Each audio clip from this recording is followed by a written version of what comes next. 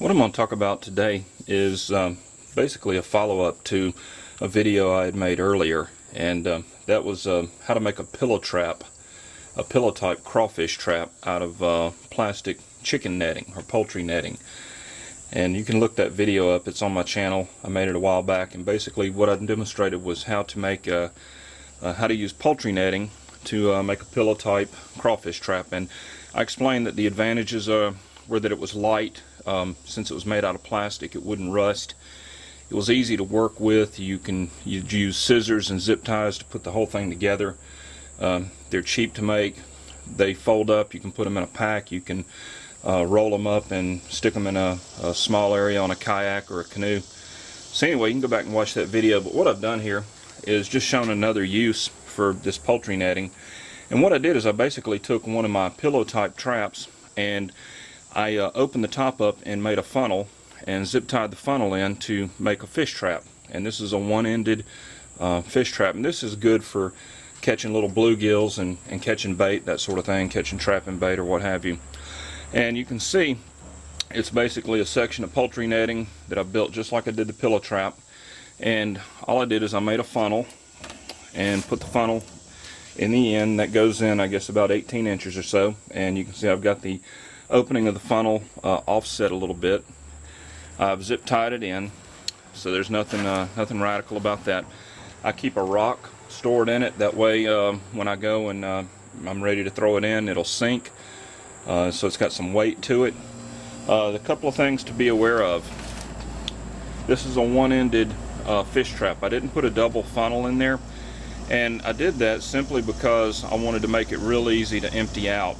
And so what I've done is I've simply used trot line string, some braided twine here, to weave the open end shut. And I did that all the way to about right here. And then you can see I've got my 550 cord tied right here. And that's what I actually use to tie the trap off, tie it to a float, tie it to a branch, or what have you. And so when I go and I retrieve the trap, that's what I'm pulling it up by. And then I just have a slippery hitch here. And this will open up about this much of the trap when I untie it, and that's what I dump the fish out. And this has been more than adequate for the type of little bluegill that I usually catch in these traps, and that sort of thing. Now, another thing to be aware of, and this is something that I think is important, is I want to try and keep this trap open. I want it open and not collapsing down on itself and shutting off the funnel. And so all I did was take a piece of 16 gauge tie wire, 16 gauge trapping wire right here, and I wove it in and out of the netting all the way around and made it tie off. What this allows me to do is to simply pull that apart, and then it'll hold its shape. This trap will retain its cylindrical shape, but it's also flexible enough so that I can crush it down when I go to pack it, and I can fold this whole thing up like that, so I can pack this into a backpack or stack these in my kayak or strap them down or what have you, and I can transport a lot of them.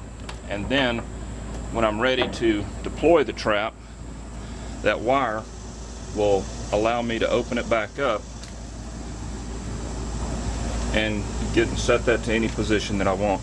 And so far that's worked real well. The only drawback that I've found to using the poultry netting is that if you get in with a turtle or something else, you can have problems. I had to put a little patch right here.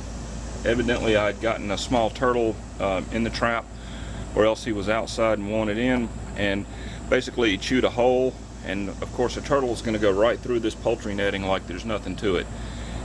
So that is the downside to using this plastic netting to make your traps. Anything with teeth that wants in is getting in, or anything with teeth that wants out is getting out. Other than that, it's been a real good trap, and I really enjoy working with the material. It's lightweight, easy to work with. You cut it with scissors, put it together with zip ties, and it's cheap. So anyway, maybe that'll give you some ideas.